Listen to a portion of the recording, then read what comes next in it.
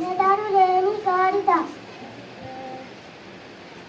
ఒక అడవిలో ఒక సింహం ఉంది. దానికి మంత్రి నక్క.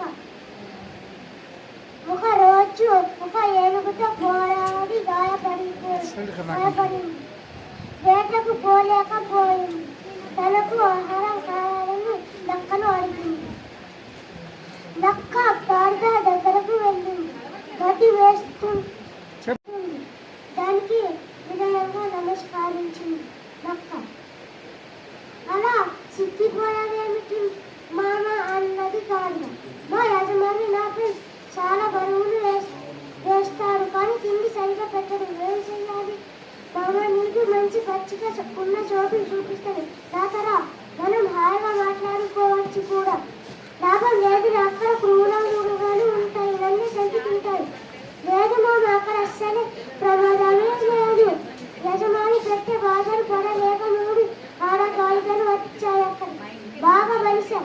వాటికి బట్ట కావాలంట, అందుకే నిన్ను తీసుకువెళ్ళడానికి వచ్చాను. ఆశపడింది కార్తకం. నక్కతో వెళ్ళింది. అది అంత దూరంలో ఉండగానే సింహం దాని మీదకి ఎగిరి దూకుంది. కానీ గుడి తప్పి భయపడిపోయింది. గాడిద పారిపోయింది. నువ్వు మళ్ళీ వెళ్ళి